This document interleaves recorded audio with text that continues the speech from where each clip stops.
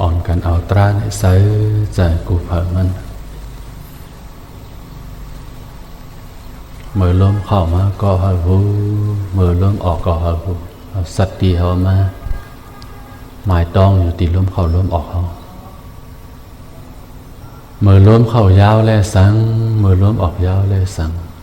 เขามีลองตั้งหูตีล้มเข้าล้มออกตนตัวเจ้าก็เผามัน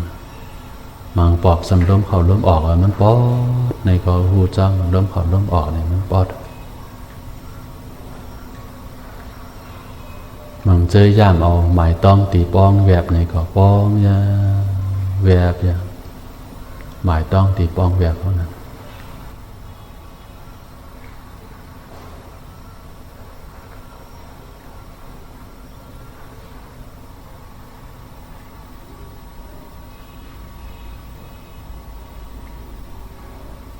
เสียโยกี่อันมาเหมื่อนั้นอันเจ้าแน่นน้ำกว่าเฮานั่นเลยเฮาเอาตีล้มเข้าล้มออกเหมือนล้มเข้ามันนับเนิน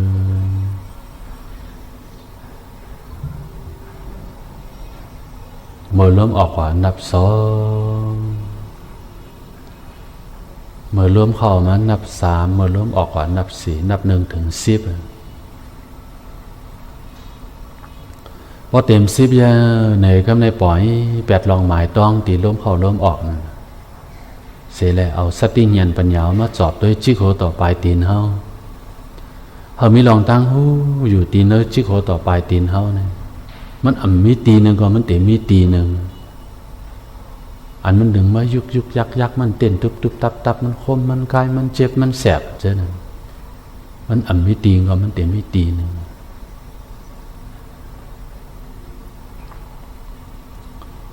เหมือนเจ้าหนังเจ้าอันหันเก้าตราอันวานอันเจ้าหลัดลองเก้าตราเมื่อว่าเลยซับเลี้ยงเหนตรากว่าอันวางเจ้าหันติวโหตาขวาในก็เขาจังเดียวล้มเข้าล้มออกสองสามคำก็ในก็เอาสติญญาณปัญญากับตัวตีโหตาฝ่ายขวามันดึงยุกมันเต้นตึบเอาสติตัวตีนั่นก่อนเจ้าหันเก้าตรานั่นได้เอาสติญญาณปัญญาเจ้าก็กับตัวตีเก้าตรานั่นเสียมันหนึ่งยุกยักลักเลยสังมันโคตรมันใกล้เลยสังมันตรงมันหนึ่งเลยสังอันมันสันยับนั่นแหละสังเจ้านั่นเป็นสภาวะตรามโมดเจ้านั่น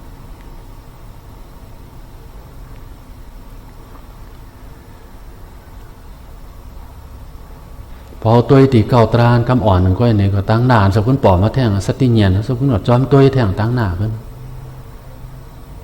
ตั้งหน้าปอมาแต่ก็ตัวจอมแทงทิติ๊กตั้งหน้ามันปอมาเงียนสำจอมมันก็แทงทิติ๊กตัวจอมเป็นลูกกว่าทิ๊กเจิญหันเก่าตรานเจิญไปหันเก่าตรานขึ้นมาตีล้มเข้าล้มออกขึ้นมาล้มเข้าล้มออกนับหนึ่งถึงสิบอันนั้นก็มือป้องอย่าแวบอย่ามือป้องขึ้นมานับหนึ่งมือแวบกว่านับสองมือป้องขึ้นมานับสามมือแวบกว่านับสี่นับหนึ่งถึงสิบเหมือนกันนั่นก็ตีป้องแวบนั่นก็ป้อเตรียมสิบยาไหนก็ลองบัดหมายต้องตีป้องแวบก็ปล่อยแปดกว่า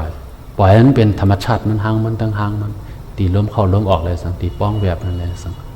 ปล่อยให้มันเป็นธรรมชาติมันหางมันตั้งมันเสียอะไรก็ไม่เอาสติญาณปัญญามาตุ้ยจอมมาจอบด้วยจิโกต่อปลายตีนเขา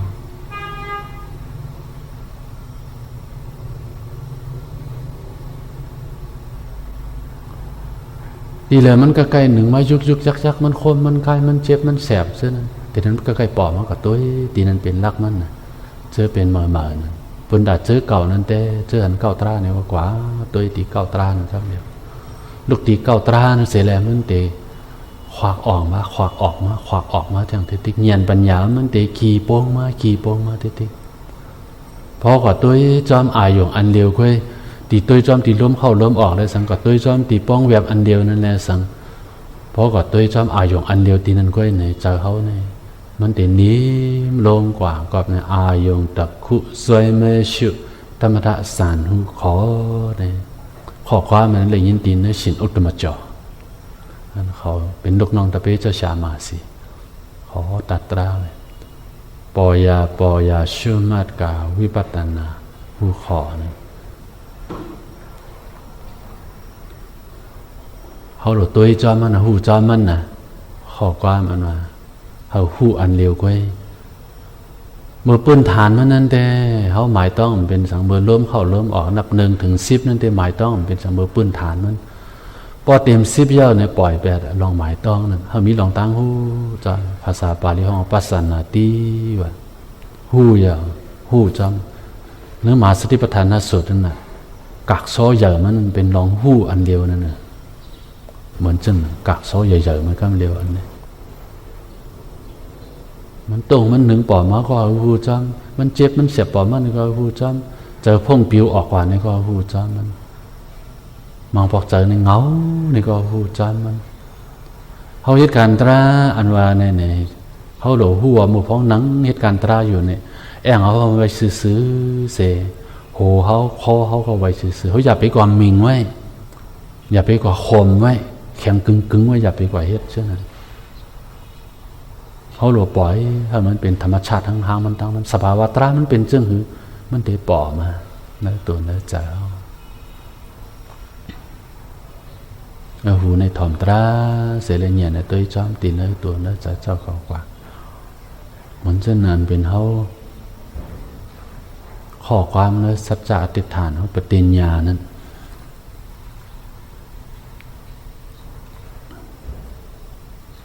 เขาเตนังการนั้นพุทธัมปุเสมีเขาปู่สอบพระเป็นเจ้าลองตั้งปฏิบัติตราเสียเลยการปู่สอบพระเป็นเจ้านั้นมี2เมียวหนึ่งเอาอามิสะบูชาอันนั้นซึ่งเป็นธรรมะบูชาอันนั้นปฏิบัติบูชาก็ว่าอามิสะบูชาก็ว่าเขาเอาตราในลองจังตั้งดีตั้งแบนเขาปู่สอบพระเป็นเจ้าปุกธรรมปูเสมีเขาปู่สอบพระเป็นเจ้าเมื่อเขาครบล้นกว่านั้นพุทโธเมนาโธนั่นก็คือพระเป็นเจ้าในเป็นตีปึงอิงเกาคาในปองว่าธรรมันปูเสมีเขาปู่สอบตราพระเป็นเจ้าแล้วเมื่อครบล้นกว่านั้นสำคัญว่าธรรมโมเมนาโธนั้นตราแก่นเจ้าเนี่ยเป็นตีปึงอิงเกลีเกาคาสังฆัมปูเสมีนั้นเอาลองตั้งปฏิบัติเนี่ยเสด็จปู่สอบสังฆาเจ้าสังโฆเมนาโตสังฆาเจ้าแม่ถึงเป็นตีปึงเกลีเกาคาอันเขาปฏิบัติลองตั้งจ้างตั้งกรรมอันนี้อันแมบเนี่ยปู่สอบถึงพระปู่สอบถึงตราปู่สอบถึงสังฆาตัวอันนี้เป็นปู่สอบอันเป็นอันดีอันแมบพระตราสังขารเป็นตีปึงเกลีเกาคาเนี่ยความตายเอากำนั้นเดือดสีเขาขึ้นว่าไหวพระเป็นเจ้านะโมตัสสะภะคะวะโตอะระหะโตสัมมาสัมพุทธัสสะ3 ปอกนั้นนะโมตัสสะภะคะวะโตนั้นย้อนไหวพระเป็นเจ้าพวนแจกเผตราพวนหูตราแจกเผตราอรหะโตนั้นปองว่าพวนยานไกลกิเลสาสัมมาสัมพุทธัสสะพวนโหบผู้สัพพัญญุตาญาณได้หังไว้ตัวเจ้าเก่าอันนั้นเป็นเฮาพบไหวพระเป็นเจ้าเขาย้อนไหวพระเป็นเจ้าผู้อันยานไกกิเลสาตูนอันผู้อันสัพพัญญุตาญาณหางก้อยเสียแล้วมาแจกเนตราเหอเปินเขาอันนี้เป็นความไหวพระคำนี้สมาธิปุถโธเมสีเสติตตุธรรมโมเมสีเสติตตุสังโฆเมสีเสติตตุนั้นกลุ่มพระเป็นเจ้าชั้นต่อมาอยู่ตีสีมอมจอมหัวขาวเสกามตราแก่นเจ้ามาอยู่ตีสีมอมจอมหัวข้าวเสกมสังฆาเจ้ามาอยู่ที่สีมัมจอมหัวข้าวเสกมอันนั้นเป็นความอันเขาว่าพุทโธเมสีเสติตตัวมาอยู่เศร้าที่เนอสีมัมจอมหัวมาอยู่เศร้าพวกกลุ่มพระกลุ่มตระกลุ่มสังฆามาอยู่เศร้าตีเนอสีมัมจอมหัวเขาในก็ในกว่าตั้งนาไปตั้งเขาตีหลอดเพชรอันแรกกูสัมกูเปิงอันนี้ต่อมาสักคนลัดแท่งแล้วนะพุทธากุโนอนันโตธรรมกุโนอนันโตสังฆกุโนอนันโตอาจาริยกุโนอนันโตมาตาปิตุกุโนอนันโตนั้นกลุ่มพระเป็นเจ้าในอัมมิติสุดสิ่งกลุ่มตราแก่นเจ้านั้นอัมมิติสุดสิ่งกลุ่มสังฆแก่นเจ้านั้นอัมมิติสุดสิ่งกลุ่มคุณมนเงาอันเป็นชาสัมมานั้นอัมมิติสุดสิ่งกลุ่มคุณมนเงาอันเป็นปอแม่นั่นเองก็อัมมิติสุดสิ่งจังห้องชื่อว่าอนันตะนี่อนันตาเนี่ยบอกว่าอมิติสุดสิ่งกลุ่มพระตราสังขายตนาเจ้าทั้ง3เลยชาสมา ปอแมนอันนั้นตาห้าเปิดเจอไหนอมิติสุดสีเนี่ยอีเมปันซาคูเนเนี่ยเนื้อกุงตราอันนั้นตาห้าเปิดเจอไหนอาหามวันทามีข้าตะเปียวข้าเขาคบความน้อมไว้พอเขาไวถึงพระตราสังขารเยาวไหนก็เนี่ยเขาตีตั้งอธิษฐานก่อนโอ้ตีขานโนตีกันโตพระเม็ดกันโตตราเม็ดกันโตสังขารเม็ดตั้งขาดียตนาเม็ดเจ้าสามเปิงในเกาขาดตักมาเอาเฮ็ดตีปึงอิงเกอหลีเสตักไว้ยกเอาคันตาหาป้ารูปนามตราตัวใจเกาคันเนี่ยดูด้านถึงพระเป็นเจ้าตีขายาวไหนมันมีตีหลุดซับเลี้ยงกาเหือมันตีนะเมื่อพ้องเฮ็ดการตราถอนเลยดิหูในถอนตราเสเมื่อเซ็งอย่างตั้งฝ่ายหลอกมันมาตุกปอมานี่ก็เขาว่ายินเส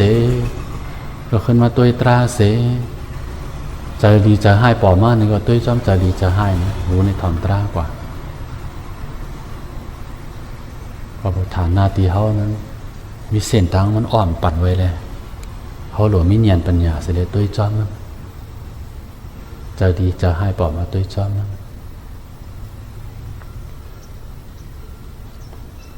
กำในขึ้นสืบต่อแทงขอความระดับเมื่อไกลนั้นตั้งแต่ตีขานโนตีขากว่านั่นแหละอันเป็นกลุ่มพระตราสังขารอติยตนาเม็ดนั้นเจ้าสามเปิงในเขาเอามาเป็นตีปึงเกอหลีเขาก็เป็นตีปึงเกอหลีเขาเสร็จเลยเอารูปนามคันธา5 กองเขาในตัวใจเขาอันเขามีเนี่ยหลู่ต้านถึงพระเป็นเจ้าตั้งอันเมื่อไกลว่าพุทธัมปูเสมีนั่นเองเอายกนำคันธาเขาเนี่ยหลู่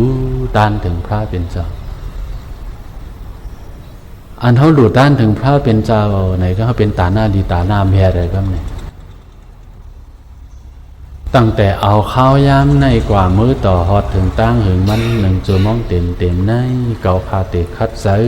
เหตุการณ์ตรา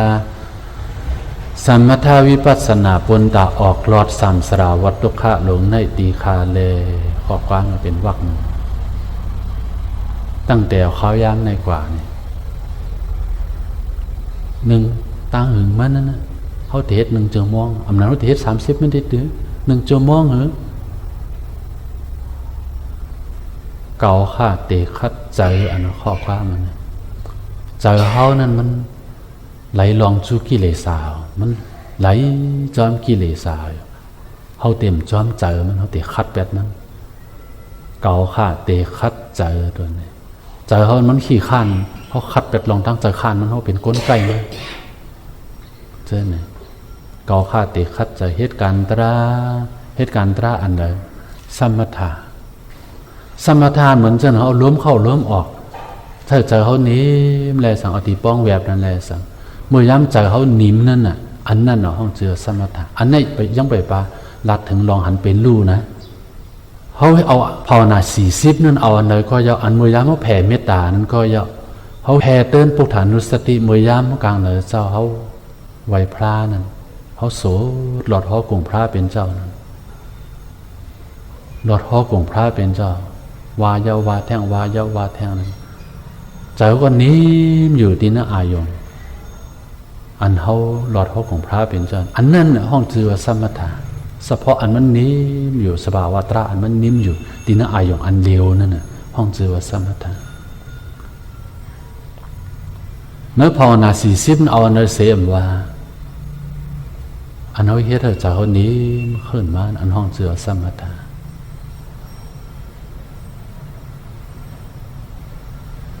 วิปัสสนาอันว่าในสัมเงียนอันเขาหันขันหาเป็นรู้ที่เนื้อยกนำขันถาเขานะมันมีสภาวะตรามันเป็นทั้งรู้ก็ยันเสเป็นรู้มันก็มีสังในโลกานะบางอันก็มันเฝ้าอิดหนึ่งบางอันก็มันเทิงอิดหนึ่งเพราะนำตราเนี่ยมันเฝ้าเสียยกเดีย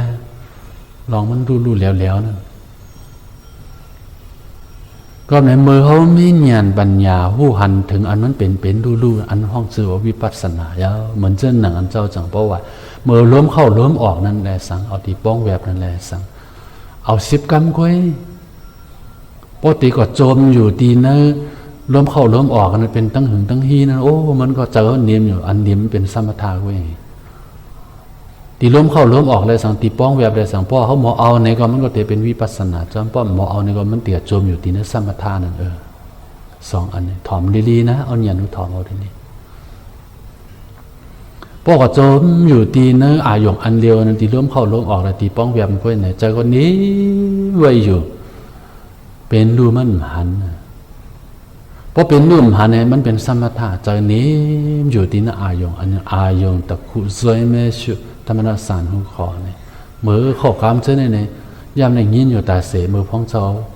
พ้องอาจจังกำการตราตีเสียงบ้านมันเตรตีเจ้าชาเขาหานิ้นเสียต่อเขาเช่นนี้สังเขามาซับเลี้ยงเสียอุญญาณะน้องใจเจ้าชาหันนิ้นนั่นเลยสังมาซับเลี้ยงตราเช่นเขาก็ยำลัดอยู่ยำในยินมาเจ็บมือยังอ่อนๆยังเป็นยาหัน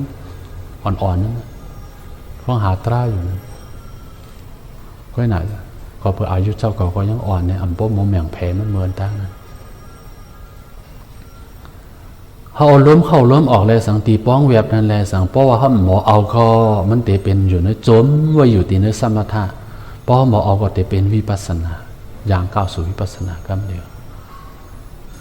เพราะโจมอยู่ตีในสมถะในใจเตนี้อยู่ใจเขาในสัมเพาะอัมปุดอัมปางมันเหมือนเช่นว่าเป็นแตกในหมอกโบนนี่ก็หมอกโบนตู้ไว้สัมเพาะมันกีเสียอีกเพราะพอไปมันเนี่ยเส้นทางสมถะมันเตเป็นเช่นนั้นกับในเจ้าสั่งเพราะว่าพอเอาล้มเข้าล้มออกเลยสั่งมัดหมายต้อง10 กรัมบอกขนาดก้อยปล่อย8 กรัมเดียวเอาเนี่ยนุจอบด้วยจิกโคต่อปลายตีนเขาจิกโคต่อปลายตีนเขาตีเลยมันตีมันถึงไม่ยุกยักตีนมันก็ใกล้ปอดเสียเพิ่นกว่าจู้ตีนนั่นแหละเอาตีนนั้นเป็นลักอันเขาตัวหัวหันมันถึงยุกยักสันจบเสื้อเนี่ยเป็นมาลู่แล้วกว่าเนี่ยหูจ้ามันอันนั้นห้องเจอวิปัสสนาเนี่ยเอาตีป้องเวียบก็เหมือนกันพอเอา9 กรัม10 กรัมมาปล่อย8 กรัมเดียวลองหมายต้องเอาลองตั้งหูตั้งหันมาจอบด้วยจิกโคต่อไปตีนเขาเพราะตีนเนื้อตัวเนื้อเจ้าหันมันเป็นลู่ๆไหนก็ลองมัดหมายต้องตีล้มเข้าล้มออกเลยสันตีป้องแบบเขาปล่อยให้มันกอดจอมนั่งสภาวะมันต้องมันให้มันกว่าหางมันเขาหลุดเอาเนี่ยนะมาตัวจอมเสอันนั้นเป็นลู่ๆคำในยางก้าวสู่เส้นทางวิปัสสนาเนี่ยพอยางก้าวสู่เส้นทางวิปัสสนาปุณตาอีสังอันนี้ปุณตาออกรถสามสราวัตโตคะลงในตีคาเลยว่าอันเอาเหตุการณ์ตราสมถะวิปัสสนาปุณตาเฮาบ่ได้ชื่อเสียงก็มันจะปุณตาเฮาปุณย่องโยอามอเฮาก็มันจะปุณตาเฮาตัวเจ้าเก่าเผามันเฮาบ่ได้ออกปนบนดอดดินสามสราวัตโตคะลงนี่สามสรานี่มันยาวแต่ยาวว่ะเหมือนเช่นเขาจะในตั้งบทตั้งสิ่งอันย่ำเป็นปีเป็นน้องเป็นปอเป็นแม่เป็นลูกเป็นล่างกันเนาะมันนี่ก็เพื่อสามสระเนี่ยมันยาวหนาเลยเขาเนี่ยเจอเขาตั้งบทตั้งสิ่งเป็นปีเป็นน้องเป็นโอ้ยก็โอ้ยเสกกันมาเป็นปีอ้ายน้องใจกันมาเป็นปีเป็นน้องเป็นปอเป็นแม่กันมาหมดสามสระก็เพื่อมันยาวก็ในตีนเขาสามสระมันตุกข้านะเขาเหตุการณ์ตราสมถะวิปัสสนาปุณตาอีสังอันนั้นปุณตาปุณย่องย่อก็มันจะปุณตาเขาเลยชื่อเสียงก็มันจะเขามีใจจึนจังมุดใส่ดีๆงามๆเสียเลยจังว่าปุณตาออกรอดสามสราวัตโตคะลงในตีขาเลยครับเนี่ยขอความตั้งหน้าสัมอ่ำหู้เลื่อยหันเป็นมือพองยามโปนมานั่นโยเกาขาเลยพิษแมนยาพระตราสั่งขาชาปอมแม่จ้ากว่าเจมกับอริยพวนมีศีลศีลาเขาเจ้าตั้งสิ่งเจอนั่นเพราะว่ามีไหนจึงเนี่ยข้อความในสัพพันเป็นจุ่มหนึ่งเขาติเหตุการณ์ตราสมถาวิปัสสนากว่าอันว่าไหนก็เปื่อมหู้ลุ่ยหันเป็นมือพ้องยามป่นมานั่นโยเกาขาเนื้อเขาเนี่ยจางในพิษแมนยาพระตราสังขารปอมเมซ่ากว่าตัวซบโหใจเขานั่นในตั้งใจเสียแล้วป่นแล้วสั่งในตั้งใจเสียแล้วป่นแล้วสั่งน้ำก็นะมันก็ย่อมหูคำมันตักมีลองตั้งพิษนั่นมีเผาหรออันว่าตอนมีตานพิษนั่นย่ำมีมากูเกาะก็หนามันน้ำแหละกู คุณก็เลยมันหูตัวเฟ้อนั่นไหนมันก็ลองตั้งพิษมันตีกว่าคุณก็เลยมันยังตึงหูตื้อขึ้นอยู่นั่นไหน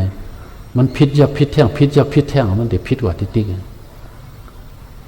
คนก่อนมันตื่นโตเสร็จเลยมีลองตั้งหูมาไหนครับไหนลองตั้งพิษมันก็ตีมากกว่าลองตั้งลีตั้งถูกตั้งหมันมันตีนำมาติ๊ก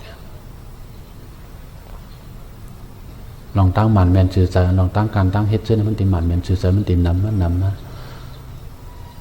ก็ในโกเขาเลยพิษแมนยาพระตราสังฆชาปอแม่เจ้าเนี่ยเจ้าเป็นปอเป็นแม่เขานั่นเมื่อเขาอ่อนเช่นนั้นในมังปอกันเขาในใกล้ผมว่าอะไรจางในพิษแมนยามาอำน้ำก็นะมังปออำถอมโซ่ออกข้ามปอแม่เจ้านี่ก็ย่ำพิษแมนยามาพอมาพิษแมนยาพระตราสังฆชาปอแม่เจ้าก็เจ้าในเสมกาในสมีทั้งเดียวเจมกาอริยาพูนมิสินศีลาเขาเจ้าตั้งสิ่งเจ้านั้นเพราะว่ามีไหนเจ้าเจมกาอริยาเนี่ยอริยหมายถึงเจิ้นหกทุพันถึงมักโผยาวเป็นโสดาปันสักระอนาคามยานตาเขาเจ้าเจิ้นสังวาเขาเลยพิษแมนยาเจิ้นเขาเนี่ยว่าอย่าเสือซุกต่อเขาเนี่ยเขามาเหตุการณ์ตร้ายมันตีถาดมันตีขวางไว้บาปกรรมเจิ้นอกุศลเจิ้นมันตีมาขวางไว้กับในโกพิษแมนยาอริยาแหละอันนั้นตีหนึ่งผู้อันมีศีลศีลาเขาเจ้าตั้งสิ่งเจ้านั้นอันว่าในแต่เจ้าอันยังไปป่าหกทบมักโผยังเป็นปุถุชนอยู่ก้อยหนาก็แล้วมันมีศีลในพวกกับพิษแมนยาเขาเนี่ยเขาเลยกล่าวว่าอย่าเสือซุกต่อเขานั่นแหละสั่งมันก็กูมันมาเป็นกามเสียแล้วมาเฮกังเส้นตาสายตั้งตีกว่าปฏิปัติอันไหนปฏิปัติกว่าตั้งนานอันนี้โกนว่าเป็นพี่เขียนไว้อยู่เลยเขาจังเพราะว่าเขามีความสัจจะติดฐานปฏิญญาเจ้าเนี่ยผู้อันมีศีลศีลาเขาเจ้าตั้งสิ่งเจ้านั้นเพราะว่ามีไหนเจ้าไหนสังวาเลยพิษแมนยาสามเลยเปิงเลยเสียมาสังวามีนะเจ้าเจ้าวนว่ามันอ่ำน้ำก็มันก็ย่อมมีกูก็ผู้การมีกูก็กำลังกว่าแทงเกาขาย้อนอนุญาตกันต่อเสแทนต่อขวางรถปดปันเฮาอันก้างยานอันเตมาเป็นบักอันตรายผู้อันตรายนั่นเสกัมติคาเนี่ยสังวาเขาคาเลยพิษแมนยาป้อนไหนจึงติพระตราสังขารนั่นเป็นเสียปอแม่เจ้าเกจูแลสังเจมอริยานั่นสังพวนมิสินศีลานั่นแหละสังเขาคาเลยพิษแมนยาเนี่ยเขาคาย้อนอนุญาตกันโตค่ะเขียนตัวปล่อยว่างคลองปดข่าวอีกหนึ่งอันติมาเป็นมักอันตรายผลได้ทำมันก้างยันเปียดเสกัมเนี่ยมักอันตรายโผอันตรายเนี่ยตีเนื้อเมืองมาเนี่ยเจอตื้อโผเมืองไทยเขาเจอตื้อผลมักอันตรายผลอันตรายเนี่ยอันตรายนั้นลูกตีอันตรายะมายานั้นมา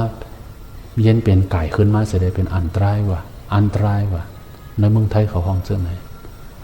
อันตรายะนะภาษาบาลีมันนะกูมันมาเป็นเฮกกั้ง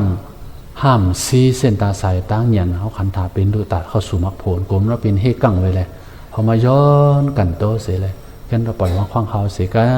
นเนี่ยอันนี้เป็นเชื่ออายุอาศักยังอ่อนอยู่เชื่อมีปอมีแม่ในสังมังพอเขาเลยพิษต่อเขามากเนี่ยย้อนกันโตเขาพอกันตัวตั้งในเย้าเสครับเนี่ยอีก3อันเป็นเปิ่นตั้งหลายไหลพิษแมนเก่าขาเสเป็นอแปดไว้กูสัมกูเปิ่งชื่อนั่นไหนก็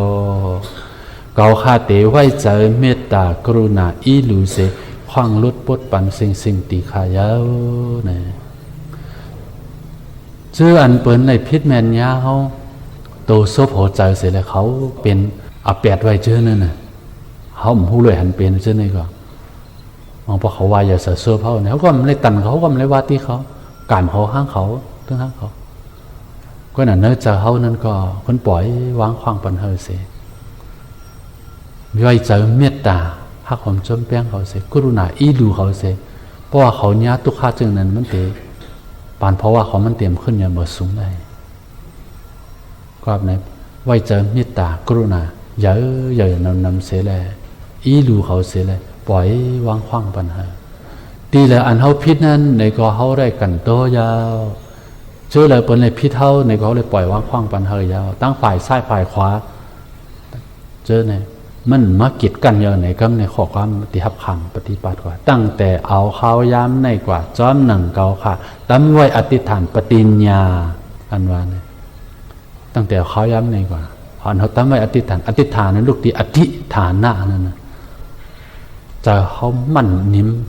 อำสุดอำโหนมันเจอเนี่ยอธิษฐานนั้นไว้ใจเขานักแน่นที่นั่นดีงามเสียเป็นเยอะเสียเลยเป็นจอมมันเสียเลยอธิษฐานนั้นเขาอธิษฐานสั่งนะเจ้าหนังเขาเคยเป็นนั้นปฏิญญาอันว่าเนี่ยลูกที่ภาษาบาลีมาอันเขายืนหับขามเอานั่นปฏิญญาภาษาบาลีเขาตั้งไว้อธิษฐานเสร็จแล้วเขาข้ายืนหับขามเอาตีเหตุการณ์ตรา1 ชั่วโมงตีขนาดนี่เขาข้ายืนหับขามเอาในการ1 ชั่วโมงนั่นน่ะเขาเทศจึงหือเนี่ยขอนเอ็นขอนแห้งศรัทธาวิริยะสติสมาธิปัญญาอ่อนนาเสตักเตด้วยขันธาเป็นลู่อยู่ในวะเมื่อหับขามเอาเยาเสียเลยครับนี่เขาข้าตีขอนเอ็นขอนแห้งค่อนเอ็นค่อนแห้งอันว่าเนี่ยมาค่อนกันนั่นน่ะอันหนึ่งมันอยู่ตีหนึ่งอันมันอยู่ตั้งหนึ่งจำหนึ่งหมายแห้งเขามีนั่นศรัทธาเขาตีหนึ่งวิริยะลองทั้งใกล้คัดเจอสติลองทั้งคุกเจอไรมันสมาธิลองทั้งนี่มันปัญญาลองหันยันขันถาเป็นลู่เจอเนี่ยจำหนึ่งหมายเอ็นแห้งเขามีนั่นน่ะค่อนเอ็นค่อนแห้งอันนี้เป็นเองเตรมันกุมทิ้งพอค่อนเอ็นค่อนแห้งตีในเยาไหนก็เนี่ยเพเขียนเขาเจนมันเตรียมเข้ามาพอเข้ามาเนี่ยหูจอมันตัวมันเป็นดูออกกว่ามันก็เป็นดูกว่าอันนี้เป็นเองเตร5เบิ่งค่อนเอ็นค่อนแห้งศรัทธาวิริยะสติสมาธิปัญญาอ่อนนาเสเอาปัญญาในน้ำหน้านะปัญญาอ่อนนาเสตักเตตัวขันหาเป็นดูอยู่ในเขาอ่อนเนี่ยเขาตัวจำขันหาเป็นเมื่อล้มเข้าล้มออกนั้น9 คำ 10 คำเนี่ยอำเจอได้ถึง9 คำ 10 คำถึง2 3 คำก็เหนียนหันขันหาเป็นกุลูตี9 ตารางกว่าตัวจำตีนั่นน่ะแห้งศรัทธามีจึงหืนนั่นก็หลงคว้านเข้าน้องยุ่มยำพระตราสั่งค่ะยุ่มยำเนื้อกลางดีกรรมจ้าเจ้านั่นเพราะเขาเหตุการณ์ตรามันติดเลยตราเนี่ยก็คัดใจกว่าเหตุกว่านั่นคว้านเห็นตรงวิริยาเขานั่นเจ้าสั่งเพราะว่าวิริยาอย่าไปย่อหย่อนนะอันเจ้าปล่อยวางเฮอนั้นมันเลยมาควบคุมเนื้อในเขาย้ำนั่นเพราะเอาตาเข้าเนื้อเย้าเซเจอเลยเคยไปไฟสังแจนไหนก็ไปเจอเลยเคยจุกไหนก็จุกเอาเจอเลยเคยนอนเอาไหนก็นอนเอาเหตุการณ์ตรามันได้ทั้งอิริยาบถ4 เปิงไปจุกนั่งนอนก็เขาหลวกคัดเจอหางเขาเอาจำหนึ่งหมาแห้งเขามีนั่นศรัทธาวิริยะสติสมาธิปัญญาเจอเนี่ยตัวขันหาเป็นลู่อยู่ในนี่ข้อมาแท่งข้อค้ามเนี่ยกติขันธาพุทธป่อเป็นมาจึงหนังหือในก็เกาคาเตอดเยื่นขันตีน้ำอ่ำสุดอ่ำโหนเสแลข้อความมันเนี่ยเนื้อขันธาเขามันเจ็บมากาหือเสตาก็ยาเนี่ยข้อความกติขันธาพุทธป่อเป็นมาเนี่ยพุทธป่อเป็นมาจึงหนังหือในก็ข้อความเนี่ยมันซ่อนไว้มันเป็นสื่อซ่อนเน็บไว้เหมือนจึงเนียนปัญญาทีนี้ลองหัดหานมันอยู่ตั้งเนื้อไว้น่ะมันเนาะออกห้องไหนตั้งดอกมันเพราะเป็นเกาขาติอุดเยื่นขันตีน้ำอ่ำสุดอ่ำโหนเสแลอันนี้ตีเนื้อขันถาเขาเนี่ยพอตัวเป็นดูกว่าเนี่ยมังปอกมันเจ็บมันแสบมาแล้วสังมังปอกมันทุกข์เข้าเวทนาแห้งมาแล้วสังอีสังป่อมาเสตาก็อย่าเนื้อขันถาเขาเนี่ยจึงหนังหือไหนก็นี่ข้อความมันเนี่ยข้อความมันจึงหนังหือเนี่ยมันเจ็บปกติตายก็ยาวมันก็เป็นจึงหนังหือไหนก็มันคมมันกายเอาสมบอกเป็นจึงหือไหนก็เกาขาดเตอดเยอะจะตุขันติปารมีมาอยู่ตั้งหน้าครับในสังอ่ำสุดอ่ำโหนเสียเลยอันอ่ำสุดอ่ำโหนเป็นปลา5 เปิงตีเนอโพธิเปคือ37มันมีอินเดีย5 เปิงปลา5 เปิงนั่นเป็นแห้งอันนี้มันอ่ำถอยมันอ่ำย้อมถอยรอบในเพราะเขาตัวก็เขาอ่ำสุดอ่ำโหนมันเจ็บก็คือก็เตรียมถอนมาก็เตรียมถอยมาก็จูมองหนึ่งนี่ก็เตรียมตุ้งมาก็เตรียมหนึ่งมาก็เตรียมเก้ามา ก็สืบตัวจอมันกว่าติ๊กติ๊กติ๊กติ๊กติ๊กติ๊กก็เปิดเขามีเองเดร5 เปิงปลา5 เปิงนั่นเสแลก็เนี่ยคันถามมันพูดเป็นว่าจึงเหินนี่ก็ย้อมถอยมันลองตั้งอดยันขันทีในน้ำดำเสียเลยเป็นจิกเป็นจอมไว้อันนั้นก็สุดโหนั่นเนี่ยมันเป็นปลา5 เปิงอยู่ตั้งอย่างไรปึ่งหลังมันไว้อันเตพุทธเป็นเย็นมาวิปัสสนาญาณตราทุในจำก็ในญาณคันถาเป็นดูชื่อไปย่างตอนหันมันเตะหันมันชื่อไปย่างตอนหูมันเตะหูมาจิกโหต่อไปเตียนมันเตะเป็นดูมาปริกรรมตราตาเตเข้าสู่มรรคผลมันเตะปอมาอันเตพุทธเป็นเย็นมาวิปัสสนาญาณตราทุในจำเนี่ยอันเป็นวิปัสสนาญาณอันมันทูตอนแห้งนั่นน่ะคึกตอนแห้งนั้นปอมาเนี่ยถ้ามันเฮ็ดเกจูกุมจอยหุบไหลโสตปฏิมากโสตปฏิโพสกตากามิมักสกตากามิโพอนาคามิมักอนาคามิโพอรตามักอรตาโพโลกุตระญาณมันเป็นโสตปฏิมักโพนั้นโสตอาปันนะเพราะว่าในมักสีโพสีอันเดถึงอันตั้งเนี่ยอันเป็นโสตปฏิมักโพจันตีเนืองเลยนี่ก็โพจึงไหนแหละดีเฮาย้อนความกล่าวย้อนสู้เขานั้นก็เพราะว่าวิปัสสนาญาณปอมาในอันทูนปอมาเนี่ยถ้ามันเฮ็ดกิจกุ้มจอยฮุบไล่ถ้ามันกุ้มจอยฮุบไล่นะ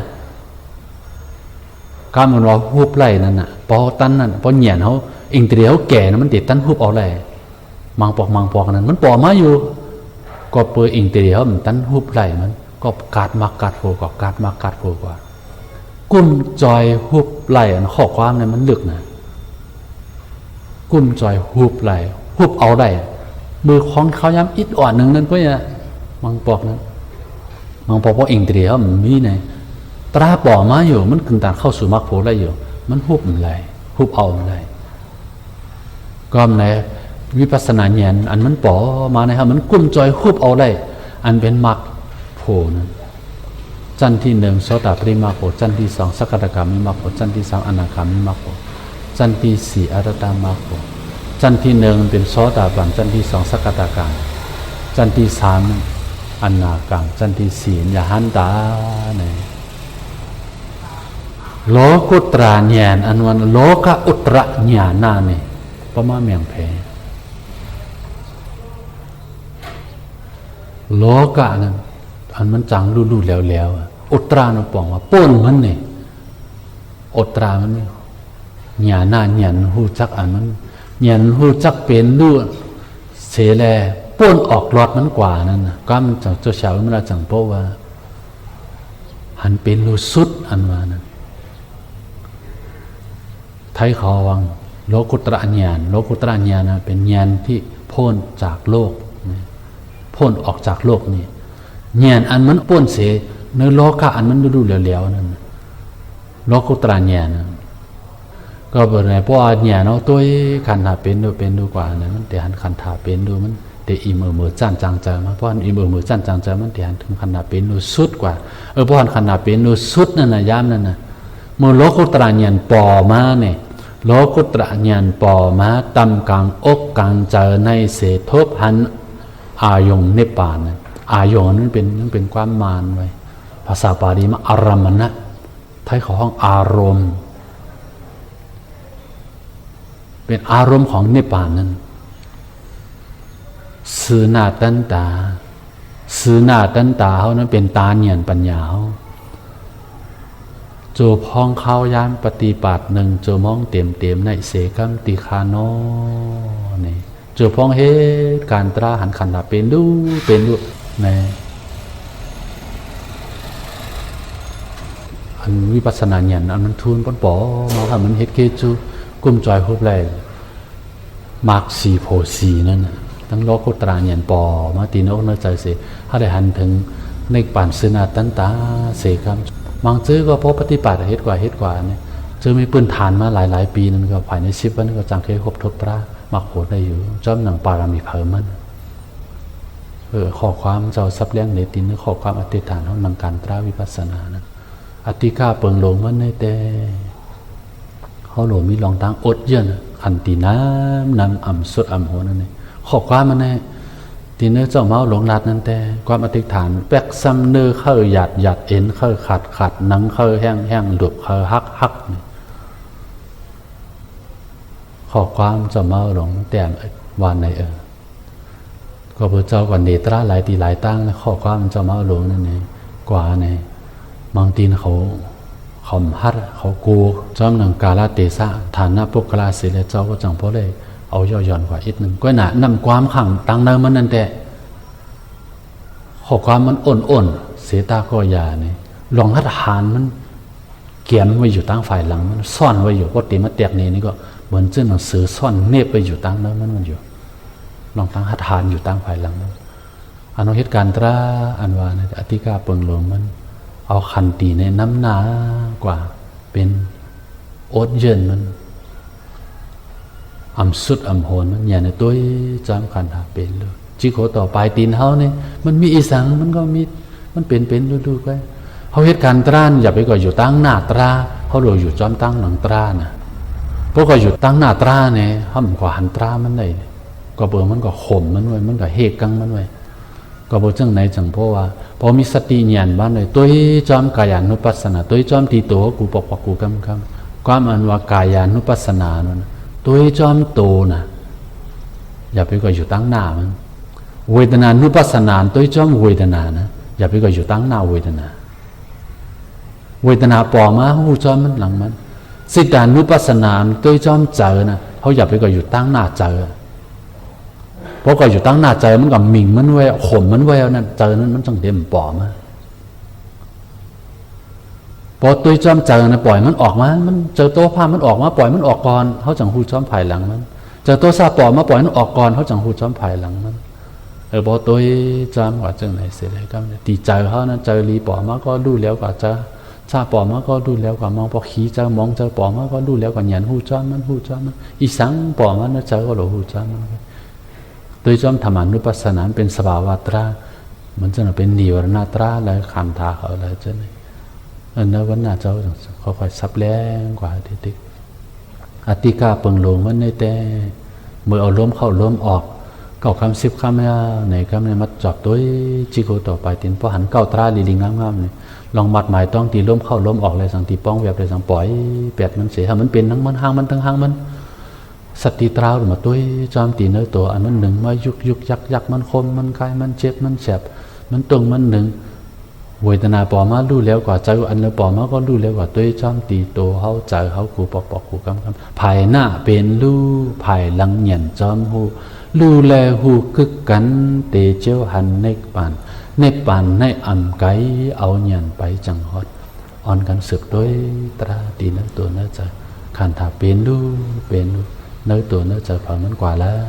ตราเตขับขึงปันอยู่ตราเตขับขึงปันอยู่อ่อนสืบด้วยตราตีเนื้อตัวเนื้อใจผ่านมันกว่าสักการ